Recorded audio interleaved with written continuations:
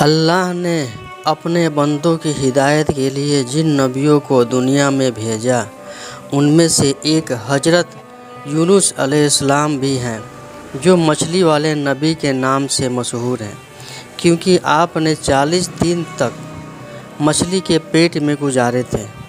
چلیے جانتے ہیں کہ آخر کیوں حضرت یونس علیہ السلام کو مچھلی والے نبی کہا جاتا ہے۔ اللہ نے آپ کو لوگوں کی ہدایت کے لیے نبی بنا کر بھیجا۔ اس وقت آپ عراق کا ایک شہر نینوا میں نبی بن کر آئے، مطلب اللہ نے آپ کو نینوا شہر کے لیے نبی چنا۔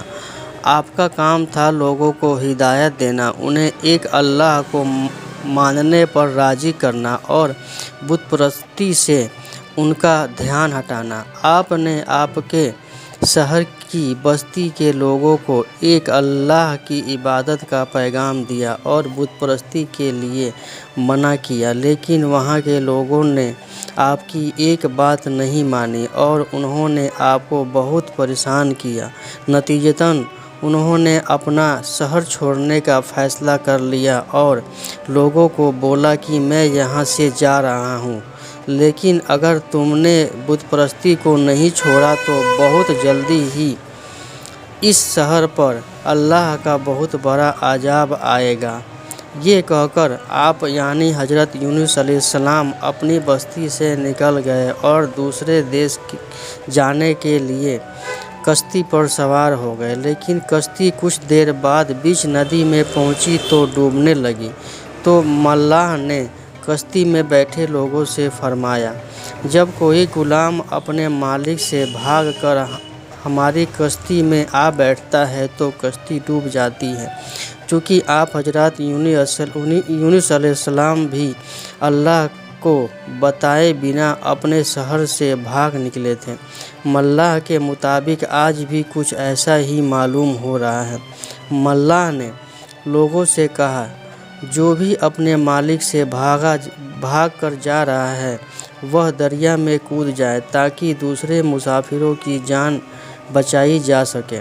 ملاح کی بات سن کر آپ نے اپنے مالک سے بھاگا ہوا غلام میں ہی ہوں، اس لیے مجھے پانی میں ڈال دیا جائے۔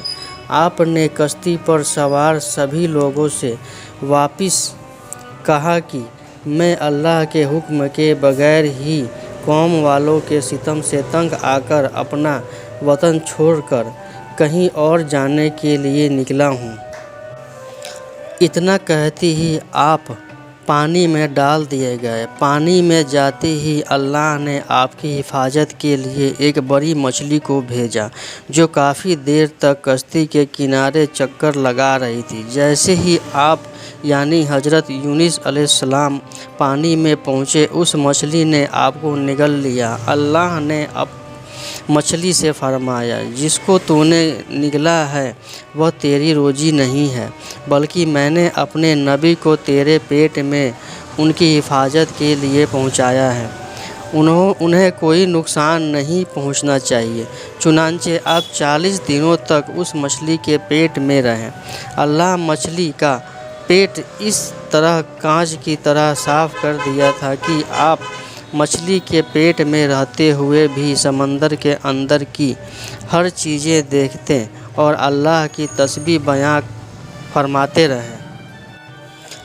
آپ مچھلی کے پیٹ میں رہتے ہوئے لا الہ الا انت سبحانک انی کنت من الظالمین پڑھتے رہے۔ اس تسبیح کی برکت سے اللہ کریم نے آپ کی ساری مشکل آسان فرما دی اور اس کی بدولت آپ کو 40 دنوں تک ہر وقت سکون ملتا رہا۔ پھر مچھلی کو اللہ کی طرف سے حکم آیا کہ جہاں سے تو نے حضرت یونس علیہ السلام کو نگلا تھا انہیں وہیں جا کر اپنے منہ سے نکال دو۔ اللہ نے فرمایا،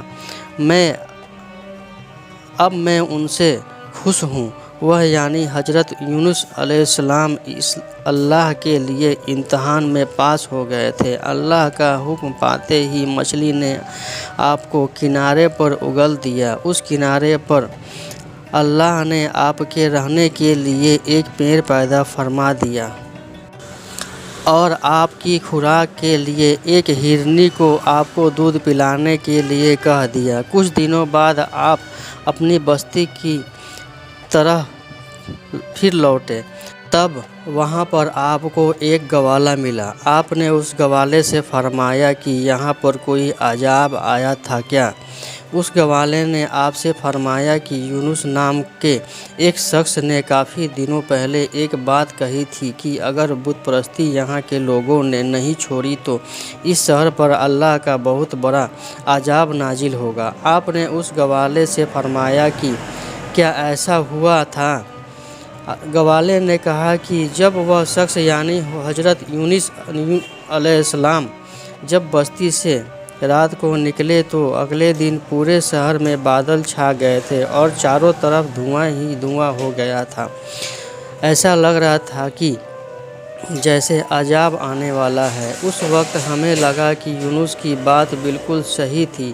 تب سارے شہر کے کافی لوگ اپنا سارا سامان اور اپنے پریوار کو لے کر شہر چھوڑ رہے تھے اور اللہ سے دعا کر رہے تھے کہ اللہ انہیں معاف کر دے۔ اس وقت وہاں کے لوگوں نے اللہ سے دعا کی کہ اب شہر کا کوئی بھی آدمی بت پرستی نہیں کرے گا، اور کچھ ہی دیر میں سارے بادل چھٹ گئے اور دھواں ایک دم سے غائب ہو گیا۔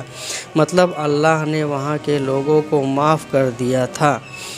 یہ سن کر آپ حضرت یونس علیہ السلام نے گوالے سے فرمایا کہ جس یونس کی تم بات کر رہے ہو وہ میں ہی ہوں۔ یہ سن کر گوالا آپ کے قدموں میں جھک گیا اور آپ سے معافی مانگنے لگا۔ اس طرح آپ واپس اپنے شہر کی طرف لوٹے۔ اس کے بعد آپ نے وہاں پر اسلام کا پرچم لہرایا اور وہاں کے سبھی لوگوں کو ایک اللہ کی عبادت کے لیے بتایا۔